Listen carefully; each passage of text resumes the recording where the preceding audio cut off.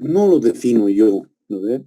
Lo define el consejo facultativo. No se puede hacer consejo de carrera porque no hay representación docente, ¿no ve? No ha habido elecciones.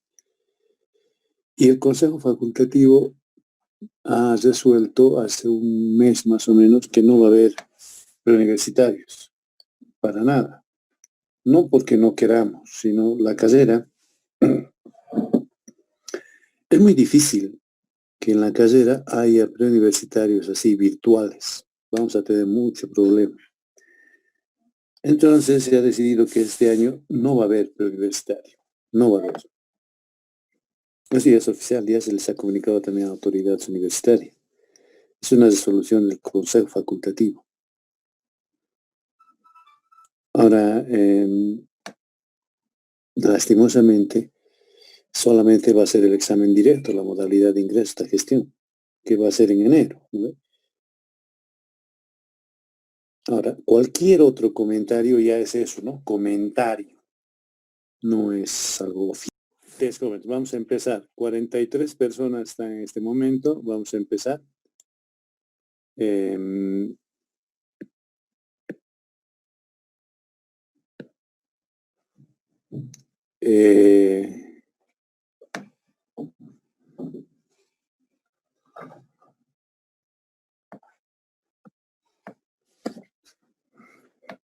Por favor, siempre me van a hablar para que no me sienta que estoy hablando solo, ¿ya?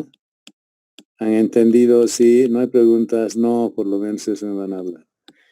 Estamos entonces, el mecanismo de acción era inhibir la síntesis proteica bacteriana a nivel de la interacción de la subunidad ribosomal 50S. ¿No ve? Ese hemos dicho.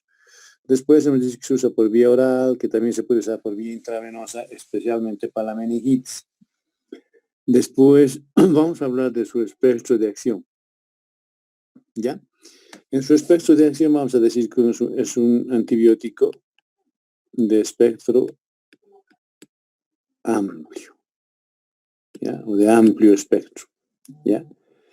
Es bacteriostático, excepto en sistema nervioso central donde es bactericida, ¿ya? Su espectro abarca gram positivos, gram negativos, aerobios y anaerobios, ¿ya? También en su espectro están las clamidias. Ya saben, ¿no? ¿Qué enfermedad? Pues la clamidia, ¿no?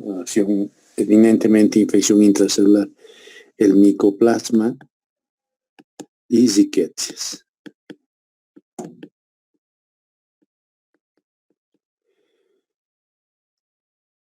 Y es bactericida, vuelvo a recalcar, en sistema nervioso central contra la meningitis de, por ejemplo, el Haemophilus influenza, la Neisseria meningitidis y el Streptococo pneumoniae, que son de lejos las causas más frecuentes, como agentes etiológicos más frecuentes de un proceso meningio, ¿ya? En el sistema nervioso central alcanza concentraciones inhibitorias altísimas, por eso es bactericida, ¿ya? También se utiliza como bactericida para la salmonela, ¿ya? Ejemplo, tenemos la fiebre tifoidea, ¿ya? Bien, ¿alguna pregunta hasta ahí, jóvenes? ¿Me están escuchando, no? Sí, doctor. Ok, muy bien. Como verán, su espectro es amplio, ¿no es cierto?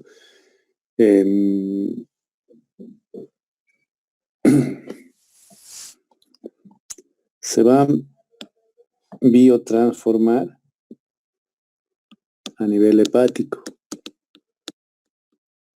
Entonces se metaboliza en el hígado, citocromo P450. Y después se conjuga con ácido glucurónico a través de la glucoronil transferasa. Esto no hay en los niños, la glucoronil transferasa. Por eso hay que tener mucho cuidado en los recién nacidos. ¿Ya? y se elimina por vía renal. Una vez conjugado con ácido clórico, se elimina por vía renal, ¿ya? Mecanismo de filtración y secreción tubular, ¿ya? Como se metaboliza en el hígado, también se elimina parte por vía biliar, parte mínima, ¿no? Pero en vía biliar es inoperante, no es antibiótico, ¿no? Ya se ha metabolizado. ¿Ya? Entonces, cuidado que estén usando clorafenicol para portadores sanos de fiebre tifoidea, no sirve, ¿no? Porque el bacilo de la fiebre tifoidea en pacientes portadores sanos vive en el tejido linfático de vías biliares. ¿Ya? Y mucha gente usa clorafenicol y no está bien eso. ¿Ya? ¿Cuáles son sus efectos adversos? ¿Ya? Efectos adversos. Y sus efectos adversos, ¿ya? Esto apréndanse bien del clorafenicol. ¿Ya? Por favor. Sus efectos adversos se va a producir porque va a inhibe la síntesis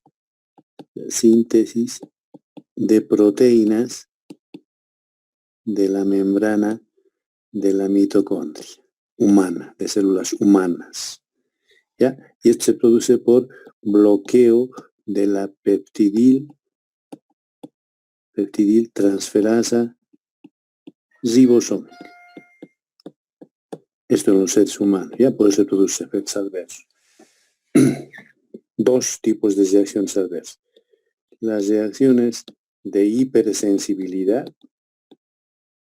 cuya característica es igual que todo proceso alérgico, fiebre y ligero angioedema, ¿no? Es decir, un edema de clotis, ¿no? O de vías respiratorias superiores, hasta llegar a una reacción de Harish-Harsheimer, igual que la penicilina.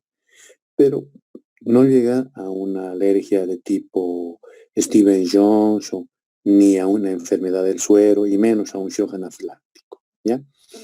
El otro efecto adverso es una reacción hematopoyética. Esto es fregado, ¿ya? Hematopoyética. ¿Y esto dónde se produce? En médula ósea. En médula ósea, ¿ya? Y va a atacar la médula ósea por dos mecanismos, ¿ya? A y B lo vamos a llamar. ¿Ya? El mecanismo A produce acción tóxica, ¿ya? Esta acción tóxica, esta es la fregada, ¿ya? Esta acción tóxica es directamente relacionada con la dosis del fármaco, ¿ya? Y va a producir todas las penias, ¿no? Anemia, leucopenia, trombocitopenia, ¿ya? Y puede incluso por reacción tipo idiosincrasia también producir esta lesión. Anemia aplásica, pancitopenia. En cambio, la reacción por el segundo mecanismo, aquí hemos dicho dos, el segundo mecanismo es una reacción de la supresión eritroide. Esta supresión eritroide en la médula ósea es reversible, digamos, lo primero que hay que decir, ¿ya? En relación a la anterior, esta es reversible, ¿ya? Aquí va a haber disminución del número de reticulocitos, reticulocitopenia, leucopenia, ¿ya? Trombocitopenia, pero que es reversible y que se llega a estas reacciones cuando la concentración en plasma es 25 microgramos por ml. Entonces, en pacientes que tienen algún daño hepático, siempre va a haber una depresión de la eritropoiesis, ¿ya? Con ascitis e ictericia. Esos son los principales efectos adversos en sangre, que son los efectos, que son los, digamos, los efectos adversos por los cuales ya no se usa mucho. Siempre hay que estar valorando el efecto de la relación, beneficio de usar, riesgo de usar, ¿no? Vamos a ver ahora otros efectos adversos que ya no está tanto en la sangre, ¿sí? Pero hay estos efectos adversos, ¿ya? Que hay que tomar en cuenta. Por ejemplo, el otro efecto adverso, el otro efecto adverso es en los recién nacidos, que se llama el síndrome del bebé gris, le llaman, ¿no? No es que está gris el bebé, sino que está cianótico, ¿ya? Con acidosis metabólica, cianótico, en mamás, es decir, bebés recién nacidos, neonatos, de mamás que han recibido cloranfenicol en la segunda mitad del embarazo, ¿ya? Y se va a caracterizar por un niño con un síndrome tóxico, ¿no? Que va a tener acidosis metabólica, distensión abdominal, vómitos, cianosis, se va a choquear y puede morir el niño, ¿no? Generalmente se presenta entre los 2 a 9 días después de haber nacido, ¿ya? Con ese antecedente de que la madre ha recibido en su embarazo, ¿ya? ¿Y por qué se produce esto? Porque el niño no tiene glucuroniltransferasa, dicho que se metaboliza conjugándose con el ácido glucurónico, ¿no? El otro efecto adverso es la neuritis óptica, que se caracteriza por disminución de la agudeza visual. El otro efecto adverso son trastornos gastrointestinales, puede producir náuseas, vómitos, glositis, disgeusia, estomatitis, enfermedades diarreicas agudas, ¿no? Que se suspende una vez que se suspende el fármaco. Otro efecto adverso es la sobreinfección.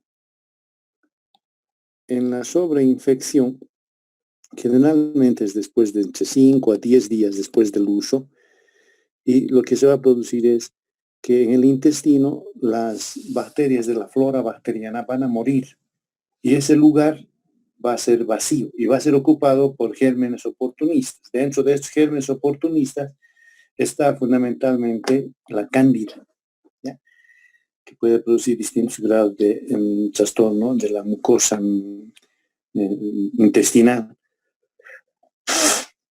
También a nivel de la mucosa vaginal hay cambios, ¿ya? También puede ser colonizado ese lugar del bacterio que ha fallecido, que ha muerto por esta reacción tóxica, por el Clostridium difficile, ¿no? El Clostridium difficile es un anaerobio que produce que crezca una membrana en la luz del intestino, por eso se llama colitis pseudomembranosa y se va a presentar clínicamente con cólico abdominal, diarrea, con sangre, ¿ya? Es una infección pseudo-oportunista por anaerobio. En sus interacciones medicamentosas, ¿hasta ahí alguna pregunta, jóvenes? Ninguno, doctor. Doctor, Adelante. del niño que he dicho, que por qué puede ser más susceptible a tener. Porque no tiene la maduración funcional del hígado. Entonces no va a tener suficiente glucuroniltransferasa para conjugarlo con el ácido glucurónico. Son niños neonatos, recién nacidos hasta el 9º día, porque la mamá recibió cloranfenicol en la segunda mitad de su embarazo, ¿ya? Y porque está con acidosis metabólica y eso produce cianosis, si está cianótico el niño, se le conoce como síndrome del bebé gris, ¿ya? Bien, en las interacciones medicamentosas, ¿ya? No hay que usar fármacos que se metabolicen en el sistema P450, porque lo va a ocupar el cloranfenicol y todos esos fármacos que se metabolizan en ese mismo sistema van a prolongar su vida media. Ejemplo de estos, tenemos los anticoagulantes, el dicumarol, porque se vuelve más potente, el epamín, que es un anticonvulsivante, la tolbutamida, que es un hipoglicemiante, y los antirretrovirales. Ahora, la administración prolongada de fenobarbital o de rifampicina baja también la vida media de cloranfenicol. Y va a estar contraindicado no usar cloranfenicol en pacientes con hipersensibilidad, ¿ya?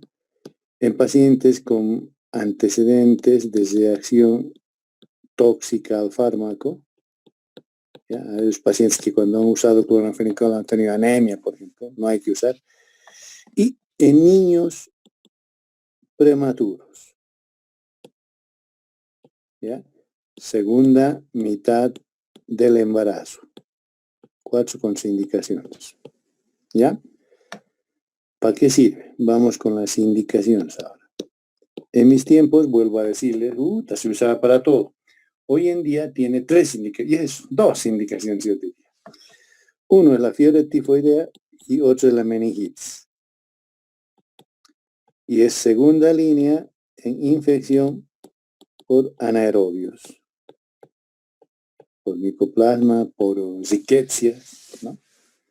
Eso sería, no hay nada más, ¿ya? En su libro tienen la dosis para la fiebre tifoidea, 30 a 50 miligramos kilo peso. Y esa dosis en todo el día, y vas fraccionándole para 4 tomas al día, ¿ya? Y en los niños, entre 15 y 30 miligramos. Y dice en su libro bien clarito, yo honestamente, jóvenes, yo no uso clorafenicol, tengo miedo.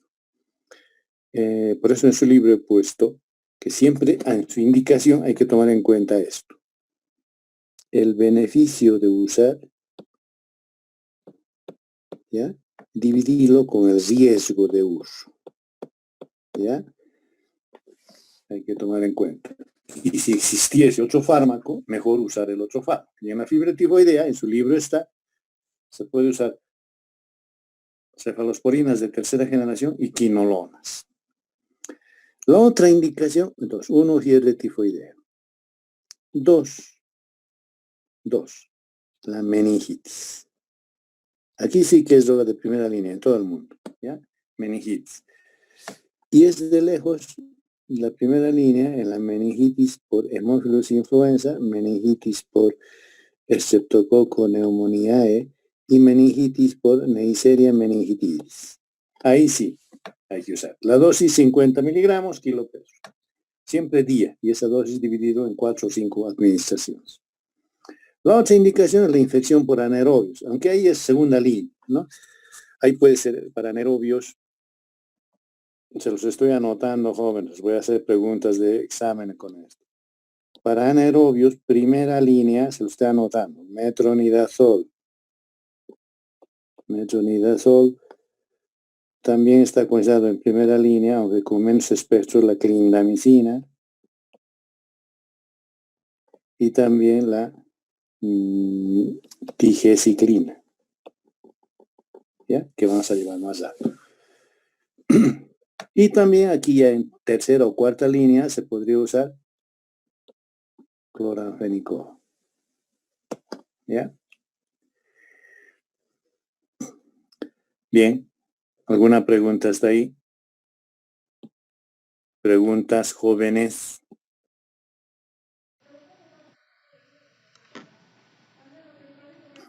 Roberto, ¿no hay preguntas? Doctor, por mi parte no. Bien. Una pregunta, Roberto, ya que nadie habla. ¿Se entiende, no ve lo que explico? Por eso supongo que no hay preguntas. Sí, doctor, yo por lo menos lo entiendo muy bien. Ok. También está indicado para las infección por riquecias, ¿ya? Con 2 tesis, ¿no? Riquecias. Pero las riquecias, yo no le he tirado mucha bola, no porque no sirva, sino que no hay en este lado del mundo. En el hemisferio sur no hay riquezas, ¿no? Hay en el norte, ¿no? En Estados Unidos hay la fiebre Q o de Pontia, el tifus epidémico, el tifus murino, ¿ya? Aunque también aquí es de segunda línea, ¿ya? También sirve para las clamidias, ¿no? Para el linfogranuloma venéreo, la citacosis, para el micoplasma, para la peste, ¿no? Y ahí está su presentación. Palmitato de cloranfenicol en cápsulas o en ampollas, es en suspensión, perdón, que es prodroga, y el etilsuccinato de cloranfenicol, que es vial intravenoso. También hay cloranfenicol en colirio, para el ojo, para el conjuntivitis, ¿no? Y también hay para la piel, para las dermatosis, ¿no? Las sarnitas en la piel, ¿no? Para eso hay. Pero yo no uso, les digo, ¿no? Ahora, si ustedes quieren usar, siempre hay que tener cuidado entre el riesgo de uso y el beneficio de uso. ¿Alguna pregunta? Eso es cloranfenicol, jóvenes. ¿Alguna pregunta? Vamos a ver ahora otro grupo de antibióticos, ¿ya? Los macrólidos. ¿Ya? Si no hay preguntas, continuamos. Doctor, una pregunta. Adelante. Perdón, mi micrófono está mal. Doctor, si nosotros le damos, porque dijo que también hay para en gotitas para el ojo y también hay uno Sí. que es tópico, ¿no, doctor? Sí, está muy bien. Ahora, doctor, si utilizamos el tópico, es que se supone que no se va a metabolizar pues, en el hígado, ¿o sí? No, ni siquiera se absorbe el tópico. Ahí nomás se queda. Ya, doctor, y entonces en ser tópico, ¿para qué sería más que todo indicado? A ver, tópico en la piel, un antibiótico en la piel, ¿para qué necesitaríamos? Para infecciones de la piel. ¿Cuáles son las infecciones? Las piodermitis, ¿no? Las sarnitas, en otras palabras, les he dicho, ¿no? Cualquier tipo de grado de evolución de una piodermitis, ¿no? Ahí ya, doctor. Gracias. Para eso, ¿no? Ahora, las sarnitas producen, pues, a veces, en la mayoría de los casos, es el estreptococo, ¿ya? El que está ahí. Pero a veces también hay otros gérmenes, por ejemplo, hay neumococo, a veces también hay el Propinobacterium, está, ¿no? A eso sí, ¿no? Y en colirio para las conjuntivitis, ¿no? Yo uso en colirio, ¿ya? Cuando en Oruro hay mucha conjuntivitis, incluso a mí me ha dado varias veces, cuando hace mucho viento, ¿no? Te arden los ojos, al día siguiente está muy rojo el ojo, todo eso, ¿no? Eso es la conjuntivitis. Cuando hay ese antecedente, sí, pues puedes usar. Pero si no hay ese antecedente y tienen conjuntivitis, no, pues hay que derivarlo más al oftalmólogo, o algo debe haber, ¿no? ¿Ya? Bien. Macrólidos. El término macro significa grande, ¿no? Entonces, el núcleo químico de los macrólidos es grande. ¿Ya? Tiene un anillo lactónico, ¿ya? Que está unido a 2 aminoazúcares. ¿Ya? Por eso se llama macrólidos, por su núcleo químico grande. ¿Ya? Su principal representante es la eritromicina, tal vez el antibiótico más seguro de usar, ¿no? Eritromicina, que ha sido descubierto el año 1953 del Streptomyces erythraeus. ¿Ya? Como droga de primera línea por convenio mundial, ¿ya? No es que no sirva. Por convenio mundial tiene muy pocas indicaciones, pero sí sirve como alternativa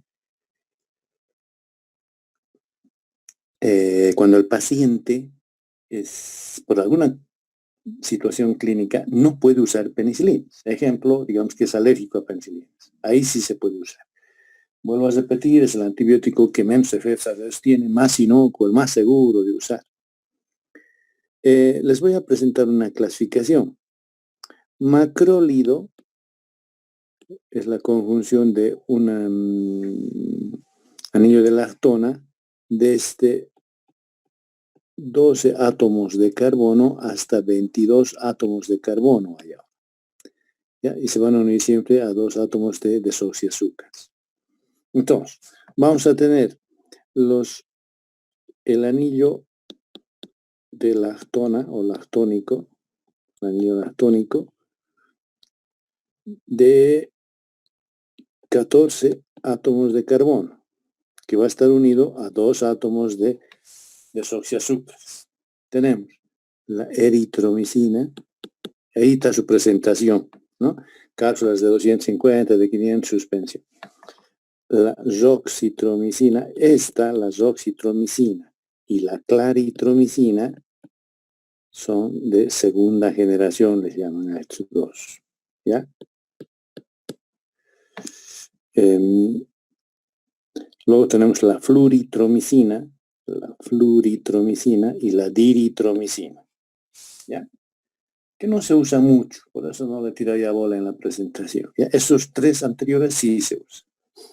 Incluso la claritromicina se está usando ahora para la neumonía por COVID, por ejemplo. ¿No ven? Luego tenemos el anillo, igual, anillo lactónico, ya no de 14, sino de 15 átomos de carbono, unido a 2 desoxiazúcares. ¿Ya? Este sí es conocido. El de 15 átomos es la acitromicina. Acitromicina. Que ahora ha adquirido mucha popularidad, digamos, ¿no? Ahora ha adquirido mucha, ¿cómo les diría? Mucha propaganda de uso, ¿no? Por la neumonía del COVID, ¿no? Se usa para las neumonías de COVID acitromicina. ¿Ya?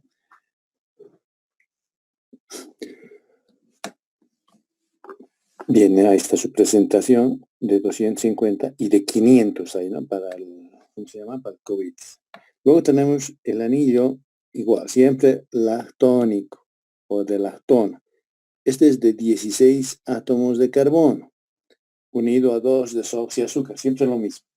Ahí está la espiramicina,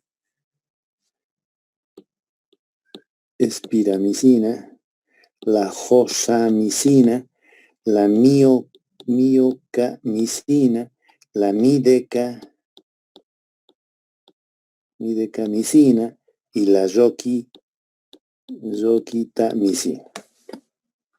Y junto a este grupo están los ketólidos, que son derivados semisintéticos de la eritromicina A, que son la telitromicina y la cetromicina.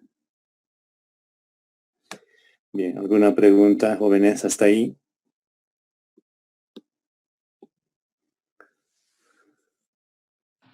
¿No hay preguntas? De esos, ¿cuáles los más importantes, doctor? ¿De cuántos átomos? Por eso, de los tres, de las de 14 átomos de carbono, eritromicina, zoxi y claritromicina. Los de 15, la acitromicina. Y de los 16, la espiramicina. Este, el primero. Este que le hemos dado. La espiramicina. Este se usa para la profilaxis de meningitis, porque se acumula en las glándulas salivales. Después, ninguno. Esto se utiliza para las neumonías. Después, lo demás no se usa mucho. Bien, ¿alguna pregunta? Jesús, Portugal está. O sea, ya Sí, doctor. ¿no? Sí, doctor, estoy aquí. ¿Está Jesús? Sí, doctor, es que mi micrófono está mal. Ah, ya, ok. No sé qué habrá pasado, ¿no? Tu micrófono de por sí se ha arruinado, ¿no? Algo Creo has que hecho está... vos, pues, algo has hecho. Sí. Ya, está muy bien, Jesús, está muy bien. Vamos a hablar del mecanismo de acción ahora. ¿Ya? Mecanismo de acción.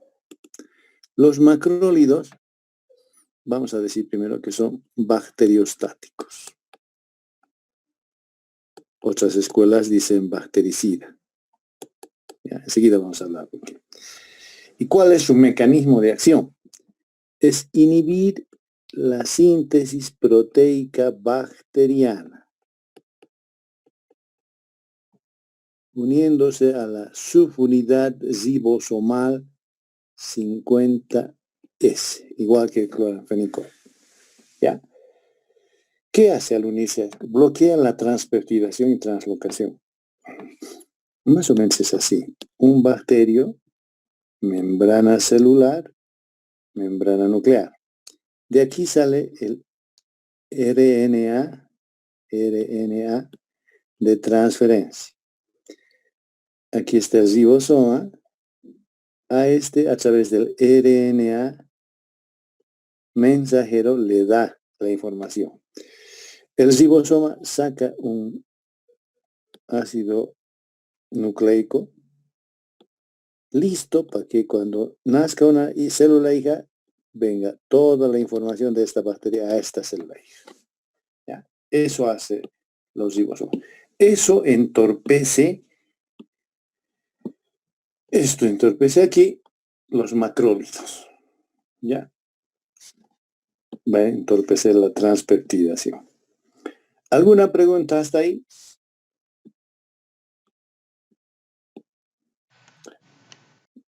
¿No hay preguntas? Bien, seguimos entonces. Ahora, Muchos dicen que es bacteriostático, otros dicen que es bactericida. Entonces, esa discusión todavía va a seguir, yo creo, muchos años. Depende de varias, algunos autores dicen que depende si es bactericida o bacteriostático, depende de 5 características. ¿Ya? ¿Cuáles son? Depende, entonces vamos a poner aquí, depende de la concentración del fármaco. ¿Pero qué concentración? La concentración del fármaco en el foco infeccioso. ¿Cuánto de la eritromicina se va a ir a acumular en el lugar de la infección? También depende del microorganismo. ¿Ya? ¿Por qué depende del microorganismo? Porque, por ejemplo, si es gram negativo, no va a actuar ni bactericida ni bacteriostática. ¿No? Depende de la cantidad del inóculo. Por ejemplo, yo voy a comer zeljenitz con yahuit, siempre me gusta a mí, no sé a ustedes.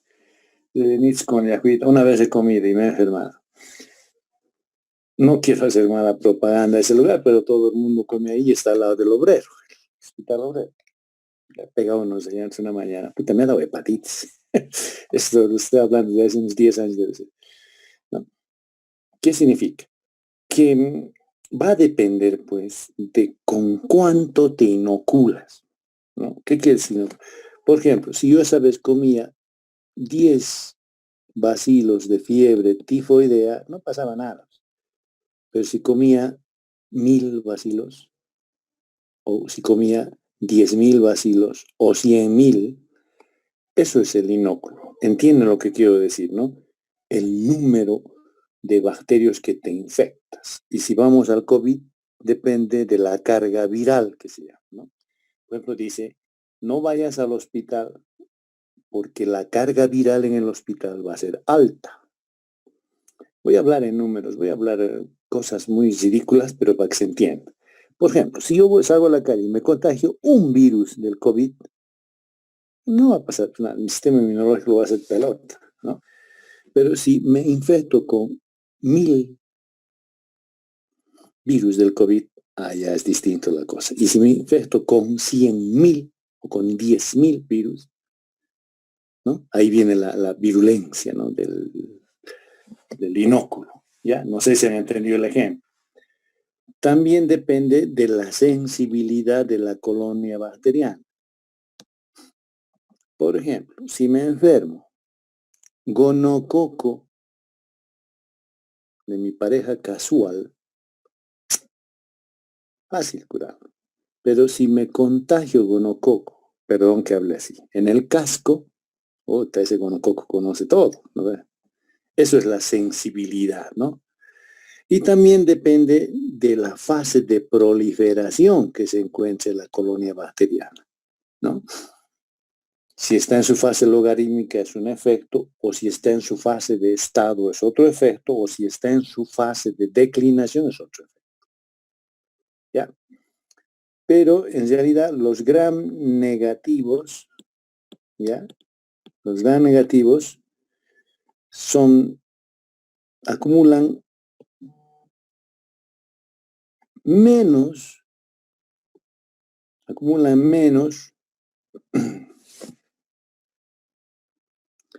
antibiótico que los gram positivos. Entonces, ni siquiera entran los gram negativos, ¿no?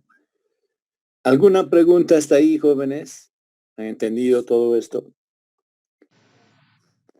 Doutor, donde habla sobre depende del inóculo, que es la cantidad. Se puede, por ejemplo, yo voy a comer en algún lugar la misma cosa que otra persona, pero a él Sí. no hace mal, pero a mí sí. La Claro. misma cosa. Por eso Sí. esto ocurre entonces.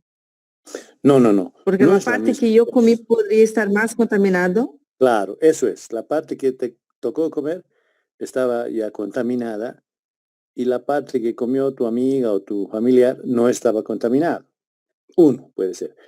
Otro puede ser. O estaba contaminada, pero con poco, ¿puede? Eso, sí, puede ser. Por ejemplo, a ver, vayamos a un ejemplo. Digamos que vas en la calle, tomas agua, ¿ya? Fría, no hervida.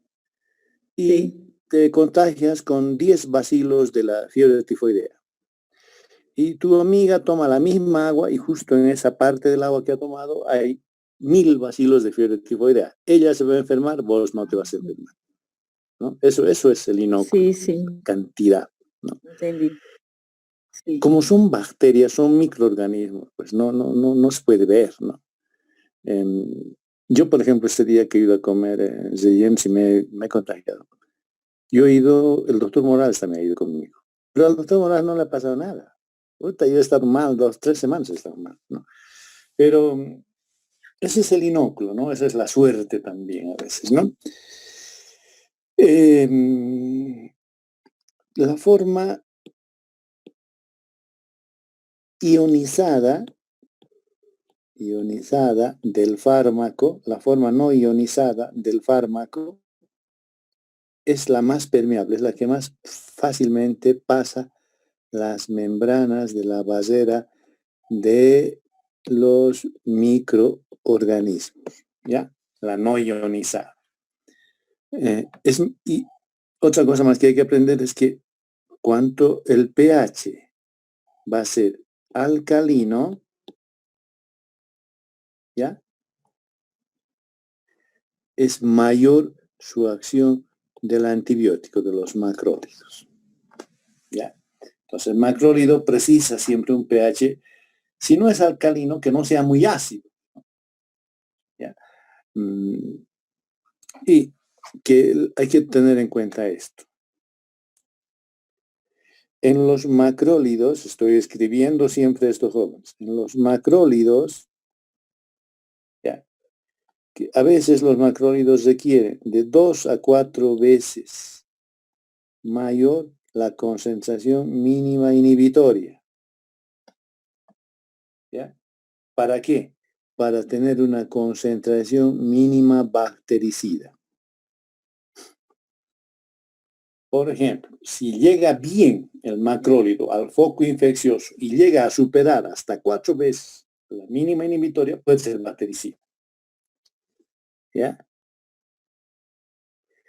Para conseguir esto, el macrólido es dependiente de tiempo. Entonces va a ser un antibiótico que depende de tiempo dependiente. Ahora, ¿qué quiere decir esto? Que si yo le voy a dar, por ejemplo, acitromicina, le voy a dar 1, 8 de la mañana, 500, ¿no? Otros 500, 8 de la noche, 8 p.m. Yo requiero, según esta definición, que la acitromicina llegue a una concentración de 4 veces más la concentración mínima inhibitoria para ser mínimo bactericida. Por lo menos tiene que ser así hasta las 4 de la tarde más o menos, pasando la mitad del tiempo que voy a volver a administrar. Eso es un fármaco dependiente de tiempo, porque el resto del tiempo su efecto PAE va a mantener nomás las concentraciones que van a permitir que tú puedas espaciar la administración de macrólidos. ¿Ya?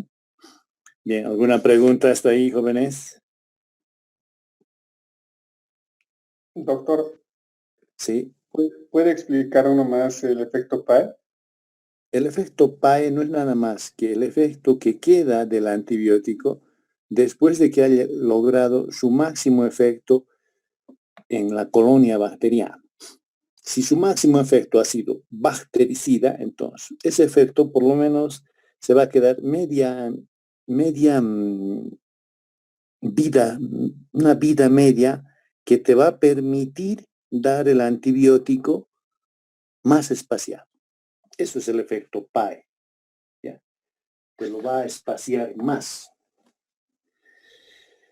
Bien, vamos al mecanismo de resistencia ahora. el mecanismo de resistencia va, para los macrólidos hay dos. Uno natural y uno adquirido. ¿Ya? ¿Qué es el natural? El natural es que la colonia bacteriana nace así, con esa insensibilidad al antibiótico. Por ejemplo, los gram negativos. En los gram negativos, el macrólido no ingresa dentro del bacterio, no pasa la barrera, ¿cómo se llama? La barrera de la pared bacteriana, no va a pasar el antibiótico. Y recuerden que el antibiótico inhibe la síntesis de proteínas en el citoplasma bacteriano. Si no pasa la barrera de la pared, imposible es que llegue a su nivel, a su lugar de acción.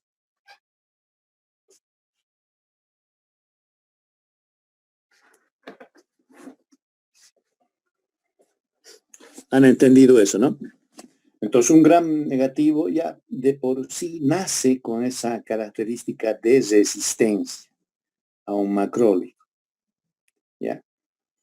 A no ser que puedas lograr que el macrólido llegue a superar su concentración mínima inhibitoria, ¿no? Para que pueda actuar. ¿Alguna pregunta, jóvenes, hasta ahí? Y si hay un natural, va a haber un adquirido. Y el adquirido es por herencia. ¿Ya? Esto es por mutación, ¿no ve? Va a mutar una colonia bacteriana. Puede ser por plasmido o puede ser cromosomal o por cromosoma. Esa herencia. ¿Ya? ¿Qué es el plasmido? El plasmido, ya les he dicho, ¿no? Son restos celulares de otra bacteria que ha muerto. Esos restos celulares, cuando ingresan a otra bacteria, tienen información genética que el bacterio codifica y lo conoce. Por esa información genética, lo va a conocer al antibiótico, la bacteria, ¿no? Por ejemplo, en plasmido, el mejor conocido es la producción de las bacterias de la metilasa. ¿Qué hace la metilasa? Lo que va a hacer la metilasa es proteger la unidad 50S de la colonia bacteriana para que no se acerque y le haga daño el antibiótico. ¿Ya? Esta metilasa puede ser inducible, ¿ya? O constitutiva. ¿Cuándo es inducible? Cuando la colonia bacteriana está en contacto con la eritromicina o con los macrólidos, pero no los vas a erradicar. Digamos que yo le he calculado un tratamiento para 10 días, digamos. Y si el paciente ha tomado 4 días y ya está muy sano, ya no va a tomar. Pero no lo has matado al bacterio. Lo has detenido nomás. Ese bacterio ya ha producido metilasa. Le vuelves a dar macrólido y ya no sirve. Eso es la inducible, ¿ya? Y la constitutiva es que va a mutar. La nueva célula hija bacteriana ya tiene la metilasa. No lo va a hacer ya feo. Esto se ha visto con los macrólidos, ¿no? Con los macrólidos de 14 o de 15 átomos, 14 por la eritromicina, 15 átomos, la citromicina, produce la síntesis de metilasa. ¿Ya? En cambio, los de 16 átomos, pues la josamicina, no produce este tipo de resistencia. ¿Y qué es la cromosomal? La cromosomal es la mutación misma.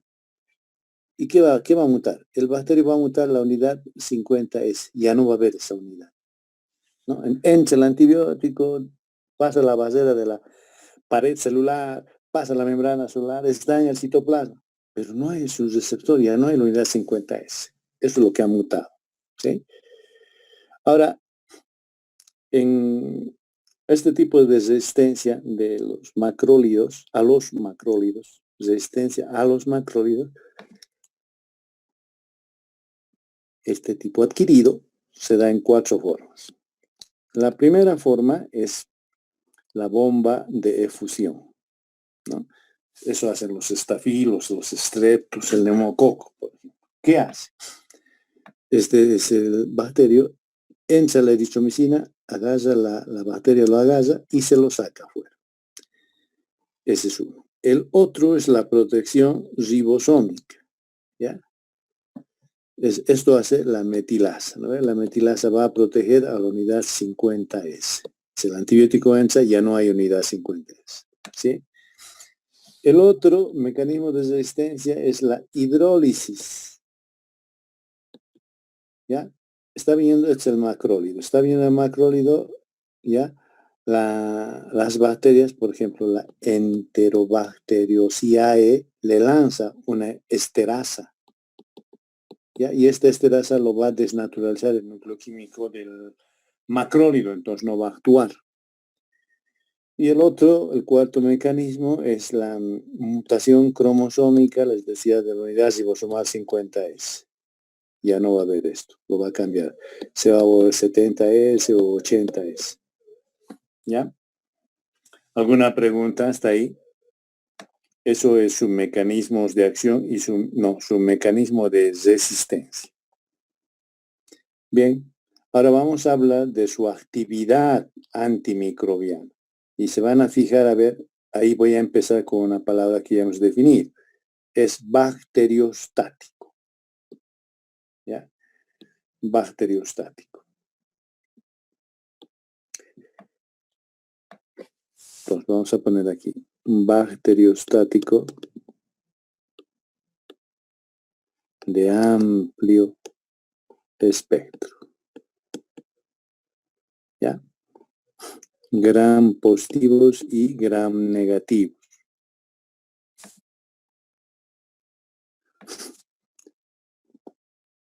Actinomyces.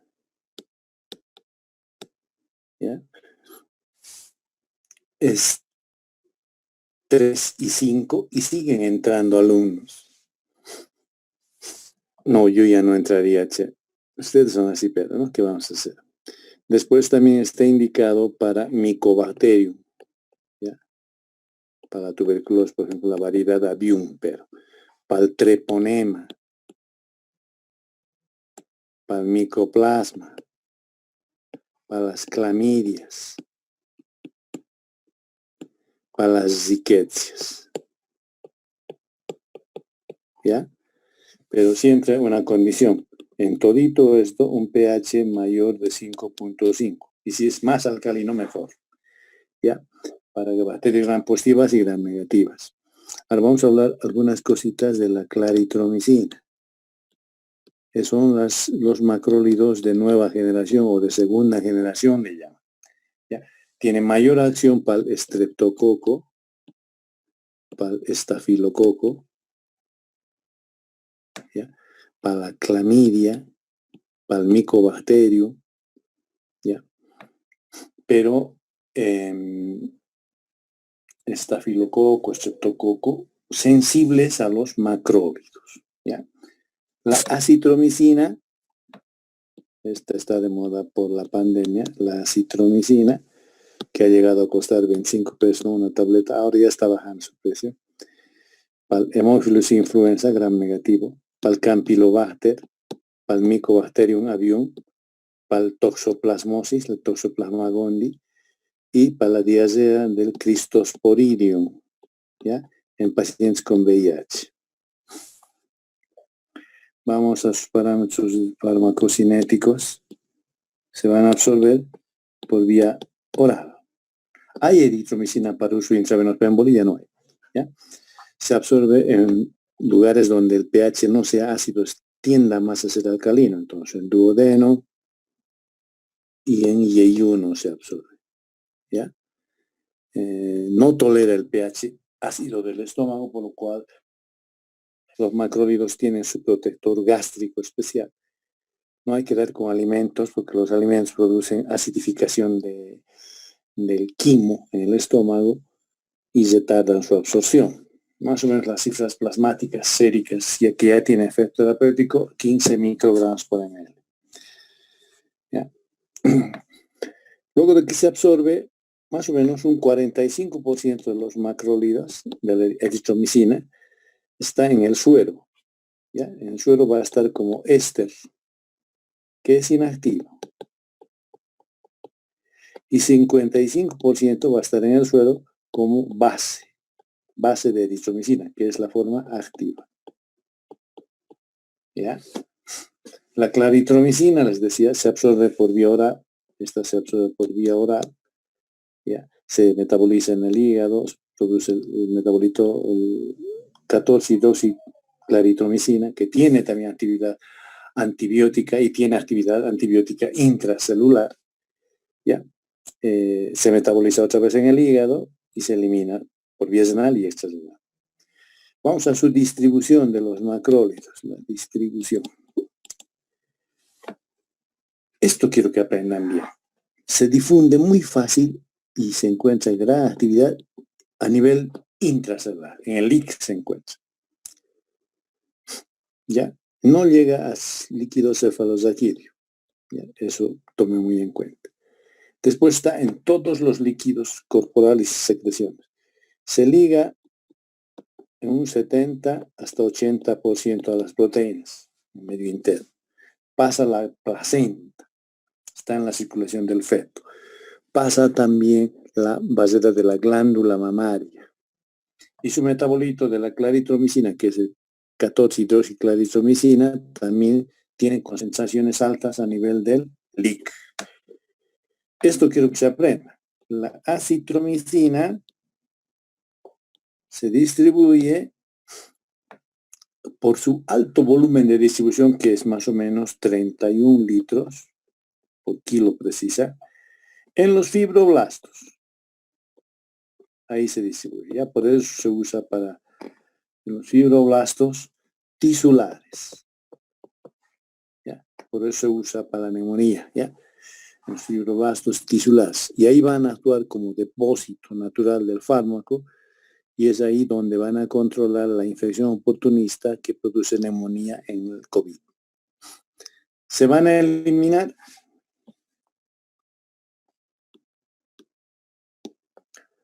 en su eliminación de los macrólidos, indica su libro, renal y extrarrenal. ¿Cuál es el extrarrenal? La secreción biliar. ¿Ya? Y a nivel renal se va a eliminar los macrólidos, se van a eliminar por filtración. ¿Ya? No se elimina por ningún tipo de, ¿cómo se llama esto? De hemodiálisis o diálisis peritoneal. También se elimina parte por bilis. ¿Ya? Su vida media, 11.6 horas. ¿Ya? Su metabolito, la clarihidroxitromicina, la clarihidroxiclaritromicina, la 14-hidroxi, su vida media hasta 7 horas, eliminación renal y extrarrenal. ¿Ya? Hasta un 40% de la dosis por vía extrarrenal. La acitromicina también se elimina por secreción biliar y por orina. ¿Ya?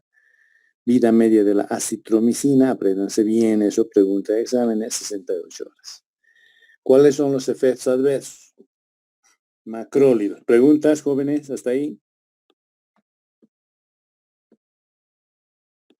Doctor, ¿cuánto dijo la vida media de la citromicina? De la acitromicina, su vida media, 68 horas.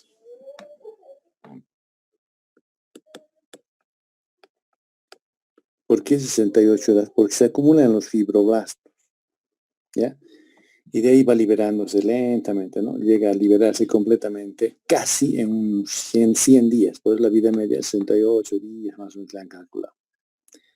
68 horas, no días, 68 horas, ¿ya? No días, horas. Antes de la epidemia, o la pandemia, o de la plandemia, que ahora es endemia, la acitromicina se daba uno cada día. ¿Ya? Ahora los esquemas han variado, ¿no? Se utiliza 2 al día, ¿no? Uno cada 12 horas, 68 horas su vida. Vamos a los efectos adversos. Y voy a decir algo, los macrólidos son los antibióticos más seguros de usar. ¿Ya? Tiene efectos adversos, pero mínimos son. ¿Ya? Y tal vez el efecto adverso más grave es la colitis pseudomembranosa, Clostridium difficile. Ese es el más, digamos, no grave tampoco, ¿no? Sino más molesto, que es la colonización del intestino en el lugar donde estaba la flora bacteriana normal, que va a morir, ahí es la colonización y produce colitis pseudomembranosa. Entonces vamos a enumerar sus efectos adversos. 1. Reacciones excitativas. ¿Dónde? Abdomen. Entonces puede producir náuseas, vómitos, cólico abdominal. ¿Ya? Diarreas, puede llegar a producir enfermedades diarreicas agudas. Y si uso por vía intravenosa, tromboflebitis. Otro efecto adverso. Alergia. Y la alergia va a tener una urticaria o una, ¿cómo se llama esto?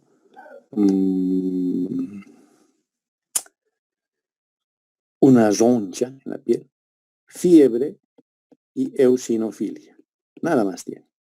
No llega a la dermatitis exfoliativa, ácido anafilático, no llega. Después, otro efecto adverso es la hepatitis, ¿no? Inflamación del hígado colestásica por acúmulo de vía biliar, ¿no? Por acúmulo de secreción biliar. Especialmente en la forma de estolato de eritromicina, pero a un tiempo mayor a 10 días del tratamiento. Ahí puede presentar. Otro efecto adverso es la hipoacusia. ¿Ya? La hipoacusia en pacientes seniles sobre todo, ¿no? El otro efecto adverso, infección sobreoportunista, ¿no? Que sería la colitis pseudomembranosa. Y otro efecto adverso, ahora le han visto a la eritromicina, a la claritromicina, a la telitromicina, que son ketólidos. Su efecto adverso es esto. Eso quiere decir, esta es la prolongación del QT. Y esto va a llevar a taquicardias ventriculares. ¿Cuándo está contraindicado usar los macrólidos? Hipersensibilidad alérgica, el estolato de eritromicina, o sea, el jarabito, la suspensión, no se usa en pacientes que tienen ictericia, que es la ictericia, es la pigmentación amarilla por bilisubina indirecta de conjuntivas y de la piel. En sus indicaciones, fíjense a ver, dice, son los antibióticos de primera línea, pero en casos contados, en escasos casos. ¿Ya? ¿Cuáles son esos escasos casos? Entonces, primera línea, vamos a poner, primera línea. ¿Ya? Neumonía por la legionela neumófila, ¿no? La enfermedad de los legionarios. Por el Mycoplasma pneumoniae, ¿no? La enfermedad de los legionarios siempre. Para las clamidias, en infecciones del tracto urinario, ¿no? Clamidias. Para la difteria, para la tosferina, que es producida por la toxina del labor de telapertusis. En estos es primera línea. Y va a ser segunda línea, o puede ser primera línea, si el paciente es alérgico a la penicilina para estreptococo, estafilococo. Ya, ahí está la dosis. Pero siempre y cuando que el paciente sea alérgico, ¿no? Para el campylobacter, para el tétanos, para el toxoplasma y la diarrea por Cristóbal. La acitromicina, otra indicación, está indicado para personas ya mayores a adultas, para infecciones respiratorias por hemófilos influenza. La claritromicina está indicado para Mycobacterium avium, para el Helicobacter pylori, está usando ahora en el tratamiento tetra asociado con metronidazol, omeprazol y amoxicilina. Y la espiramicina está indicado, ya les he dicho hace rato, estoy escribiendo siempre jóvenes. La espiramicina está indicado en la profilaxis de la meningitis meningocócica, ¿no? Es una alternativa al uso de rifampicina. Bien, eso es todo, jóvenes. ¿Ya? Ahí tienen las dosis. Vamos a quedar, jóvenes, en ketólidos. ¿Ya? El día jueves vamos a avanzar seguro ketólidos. No va a haber práctica. Lincosamidas. Y cloranfenicol. Doctor, solo una pregunta. Sí, adelante. La espiramicina es usada en la profilaxis de ¿cuál meningitis? Meningitis meningocócica. Gracias. Pero no es primera línea, sino es una alternativa cuando no hay rifampicina o si el paciente es alérgico, digamos, a la rifampicina, ahí se puede usar espiramicina. ¿Ya? Meningitis meningocócica. Bien, ¿alguna pregunta más, jóvenes? Ya les he dado 3 drogas, ¿no? Para la profilaxis de meningitis, ¿no? ¿Cuáles son las otras? Rifampicina es uno. Espiramicina es otro. ¿Cuál es la otra droga? ¿Quién quiere contestar?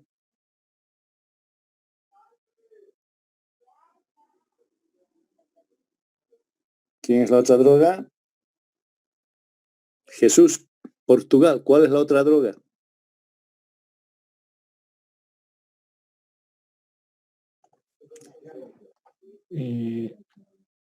Doctor, la eritromicina.